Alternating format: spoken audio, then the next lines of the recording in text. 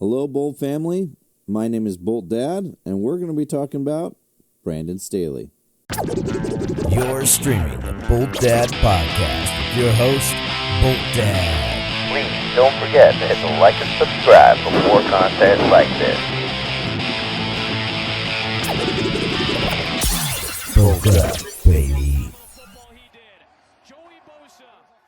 All right, everyone. Hopefully you liked that new intro. And before we get started, diving deep into Brandon Staley, first thing I just want to say thank you so much for all the new subscribers. Thank you so much for all the new followers on Twitter. I am just I'm humbled. It's been pretty exciting whirlwind last couple days. So we're working hard to improve this podcast, and I'm not going to be able to do it without obviously your interaction, your help, your support, and quite frankly your suggestions. If there's anything as we kind of move forward in this that you like or don't like, we can adjust and improve this as we go forward. So let's go ahead and dive in and talk about Brandon Staley and why I personally love him so much. Why do I love him so much? Well, do you remember Mike McCoy? Everybody talks about Anthony Lynn as maybe having a lot of opportunities, but if you're anything like me, you still have nightmares about Mike McCoy. And we're going to dive into why the failures of Mike McCoy make me so appreciative of Brandon Staley. What I want to talk about is the culture change that Brandon Staley has instilled. I want to talk about maybe the influences that he's had on Tom Telesco as a result. And I also want to talk about, some of the maybe hurtful pasts that we've had. Again, we alluded to as Mike McCoy, and why I feel like we're in such a better place. And then I want to lastly really cover about where we're going to go forward, right? Or at least where I think we're going to go. So let's go ahead and start with the culture change, and really, quite frankly, all started with the very first press conference. I have never been so excited to listen to an hour-plus long introductory press conference for a coach. I don't even know if there's ever been that long of introductory press conference for a coach ever, and if it has, it probably would have been boring, but this wasn't boring. This was riveting. Brandon Staley, right from the get-go, it was very clear that he was articulate. It was clear that he was passionate, that he cared, and very importantly, it was clear that he was intelligent. Holy moly, this guy knew what he was talking about. But here's the thing. He knew what he was talking about, but then he knew how to articulate and convey fairly complex sports terms and plays and terminology. He's able to kind of condense that down to make it really palatable, really easy, digestible for us as fans. And if he can do that as with fans, then you know for sure he can do that with players, right? So that was exciting just to listen to his introductory press conference. I was through the moon, through the roof when I heard that. At that point, it was kind of interesting. Okay, he's going through all these different assistant coaches and hiring through it. And you kind of have to give all coaches, when they go through this process, especially the first go-around, a little bit of grain of salt. Who are you hiring? And then we talked on a previous podcast, we talked obviously about Joe Lombardi being the offensive coordinator. And then what's interesting is how, he said, obviously had success being a defensive coordinator in the past with the Rams. He decided he wanted to be the operating defensive coordinator or active defensive coordinator, however you want to say it, for and actually calling defensive plays for the Chargers. So together it was setting up to be a pretty lethal combination. Very, very excited, but you just don't know how things are going to go.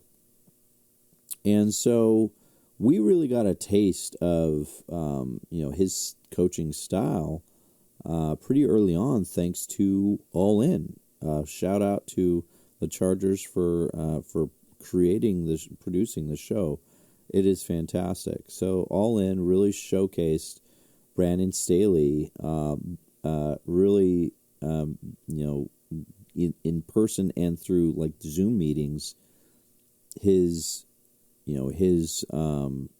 ability to almost just be this open teacher of football. So it all started in my mind with the very first Zoom meeting that we got to see in All In, where he was talking with the players.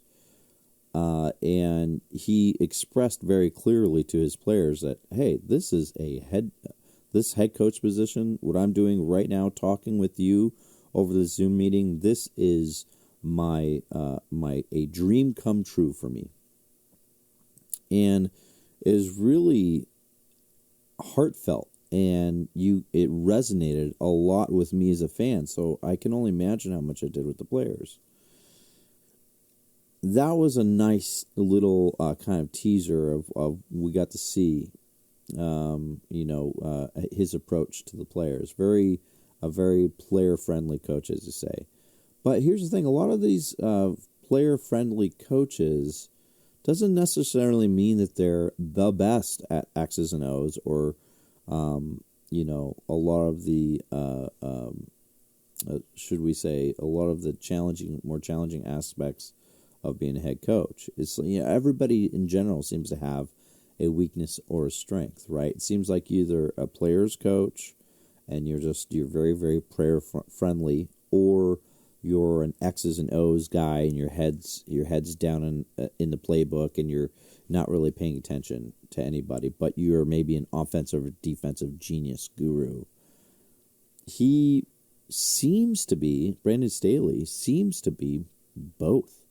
He seems to have this unique ability to be a head deep in the playbook football guy all the time, and then that off defensive guru, but then at the same time he's a player's coach. To me, that's what seems pretty unique. He's got both those aspects to his coaching, and it's interesting. I'd say that's pretty similar to Sean McVay. Obviously he's an offensive guru, but he's also very open to players. So in that regard, he seems pretty similar. So we continue on throughout the off season. All the players, at least through our eyes of being watching All In, seem to be really responding well to him. He seems to have this really great way of talking and motivating. And there's some clips, and there's one clip I remember seeing where he actually yelled. He's like, "Come on!" He really yelled on the sidelines at his players.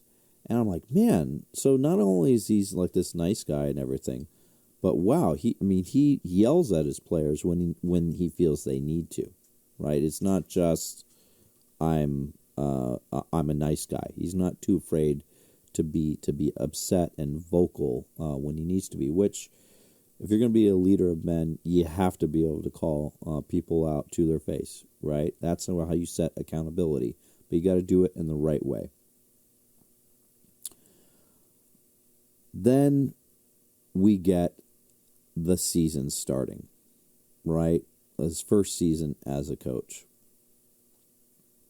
We go off and we win a few games, and we're all just elated. The media is elated. They're talking about, I think, what was it, 4-1 we started off with? I apologize if I'm off on that. But the media was basically crowning him kind of the early first quarter of the season, head coach of the year candidate, right? They were really talking him up like that. And at that point, really kind of rightfully so. But then some injuries started happening, and then before we knew it,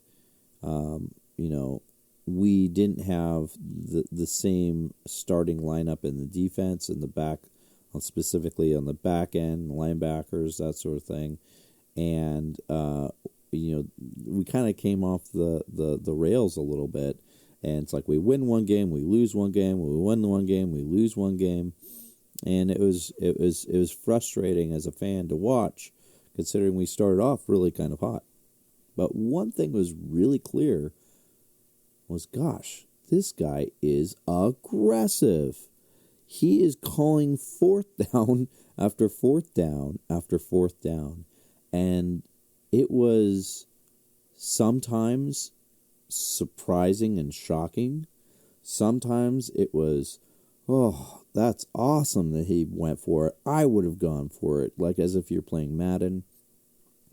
And sometimes, let's frankly, it was kind of a head scratcher, right? Like, why did he do that?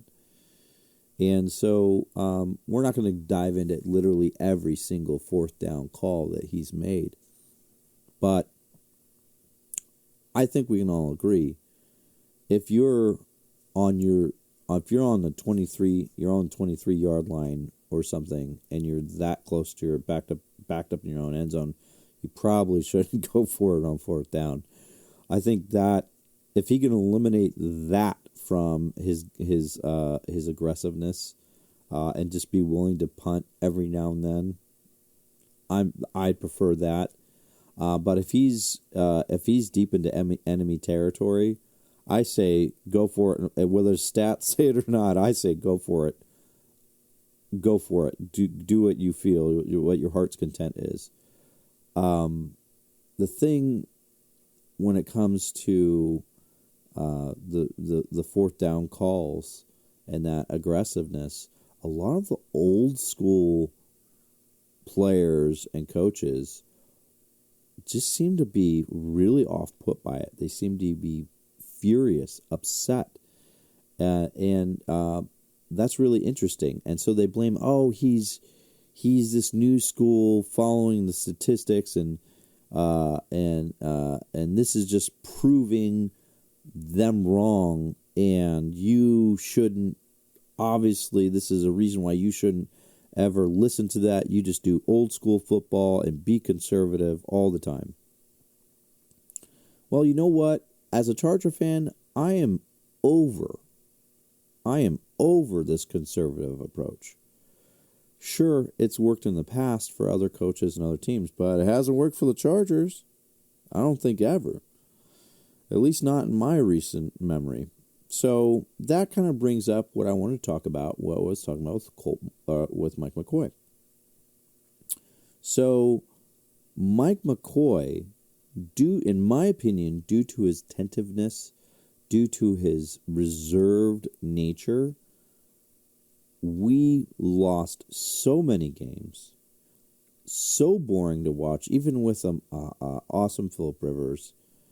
And you know what? I think we lost Eric Weddle because of Mike McCoy. Eric Weddle might disagree and say it's probably more on Tom Telesco. But as we've learned about Tom Telesco, he kind of takes the approach of whatever the coach is at the time. He molds himself to that, and he's really good in that way. And we'll talk more about how Brandon Staley has molded him and whatnot. But specifically with Mike McCoy now, let's talk about Eric Weddle and why he ended up leaving the Chargers, which we're all pretty upset about at the time, for some time afterwards, and why I think that was a catalyst. What was the reason why he ended up leaving?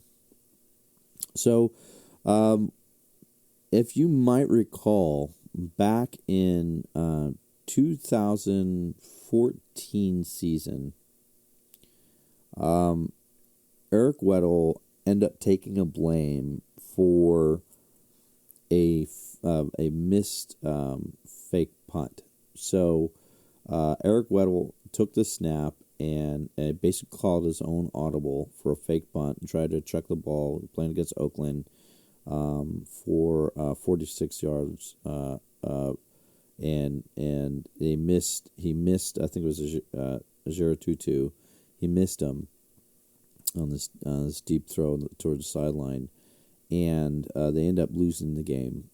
And later on, Mike McCoy came out publicly, basically saying, "Hey, that was yes, it's against, it's all comes down to the coach, but you could see that Mike McCoy is visibly upset that Eric Weddle had took this gamble, this approach, and you could see there was kind of a tear. There's right there between Eric Weddle and Mike McCoy.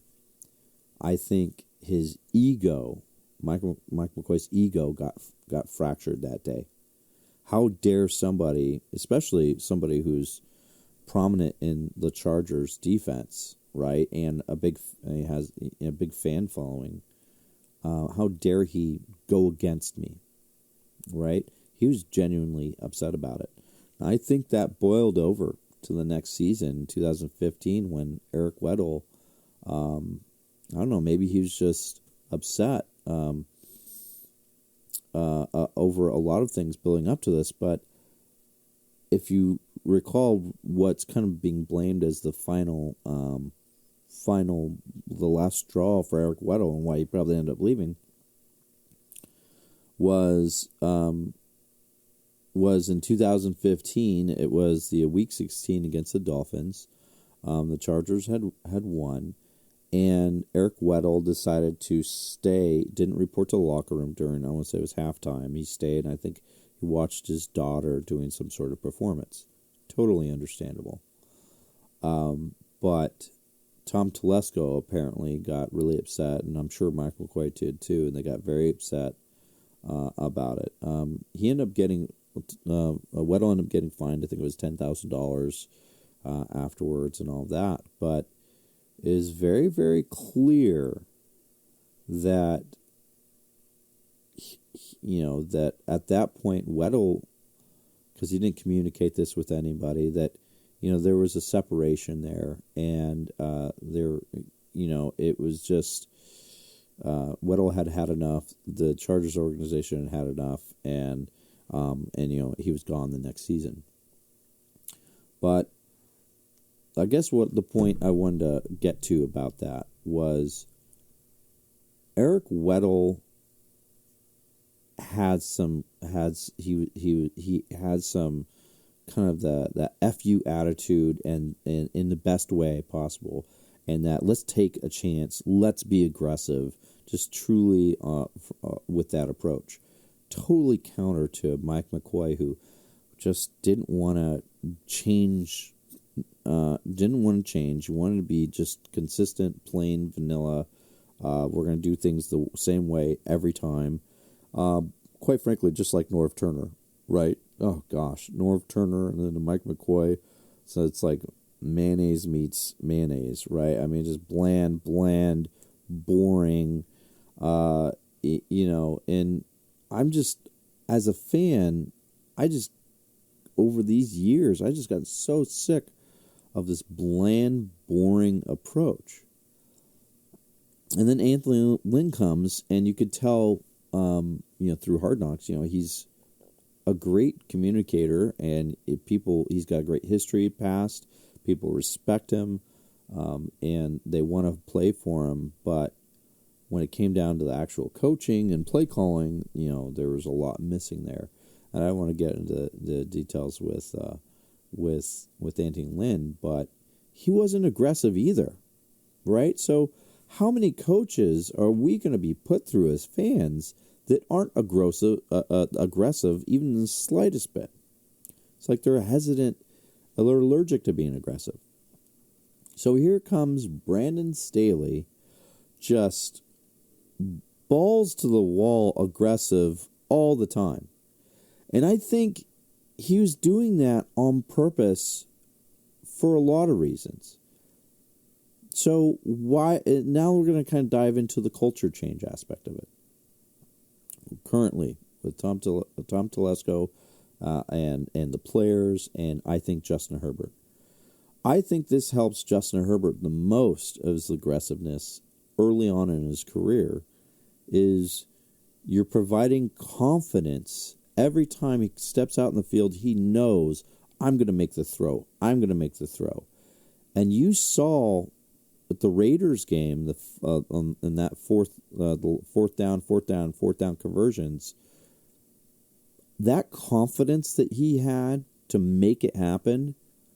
I honestly don't believe when they needed those fourth down conversions that he would have been able to make those fourth down conversions if he hadn't done it all previous season, the early in the season.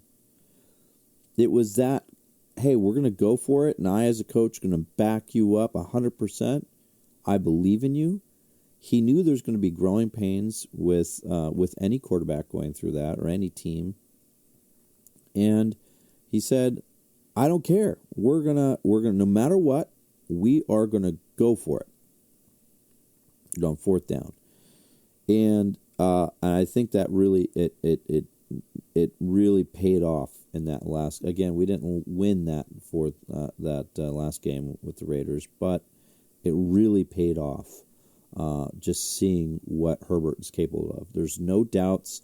There's no little doubt in the back of his mind or that says, oh, I don't know if we can do it or I don't know if we should do it. There isn't any of that.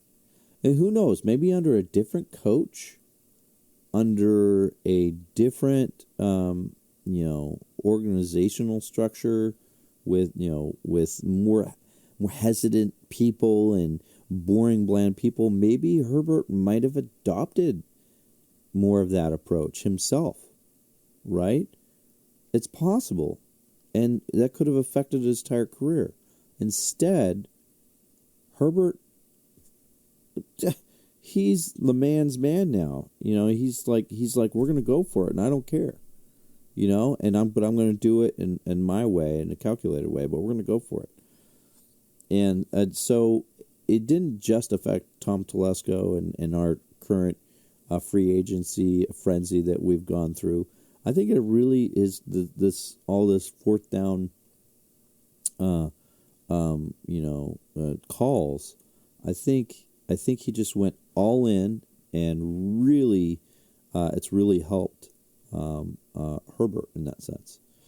So let's talk about the culture change and maybe a little more specifically Tom Telesco, right? So Tom Telesco, as I was mentioning, seems like he has over the years adapted his approach pretty well to whoever the head coach is, right? And that's a huge credit to Tom Telesco because we know there's a lot of GMs out there that are just hell-bent on going their way and only their way, and they don't adjust or change for anything. Well, Tom Telesco is proving that he is not like that. He's proving that he's willing to adapt.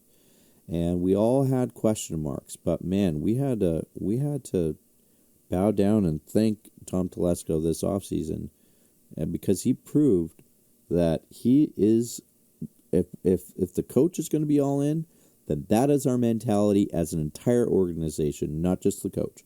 And I'm backing him up, and by doing that, I'm going to give him all the tools that he needs and that he wants, and we're going to make it happen. He has his hands all over that Mac trade. I do not believe that he would have made that trade if it wasn't for Brandon Staley's influence and input. There's just no way. Obviously, there was a connection with Mac previously, but that aggressive nature and approach that wouldn't have been there. And that makes me really excited and curious about the draft. Is Tom Telesco going to be aggressive in the draft? Maybe we trade up 17 to get a cornerback. Who knows? Or maybe we stick at 17, but then we trade up back into the first or back into the second. It's very well possible. Anything's possible at this point. Just like knowing what Brandon Staley has really brought to the table.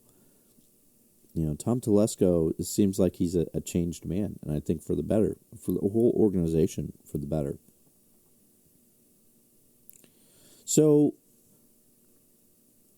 we talked again. We started off talking a little bit about Brandon Staley and his approach. Kind of diving into the season, and then I talked a little bit about previous coaches and just our disdain, my personal disdain for them in the past. And now we're talked a little bit about the culture change with Tom Telesco. If I were to guess going forward what it would be like, and what my hopes as a fan would be, my hopes is that he continues on with this fourth down aggressiveness. It's a change. It's a culture's change. It was successful. The only thing I ask is, if we're, on our own 23-yard line, please don't go for it then. Go ahead and punt it. I would appreciate that. But beyond that, I say go for it every time that you feel like. So thank you very much for listening. This is my third podcast. It's a work in progress. You can see we're changing as we go here. But thank you again, and hopefully we have an amazing draft and an amazing next third season here with Herbert at the reins. So bolt up and let's go for it.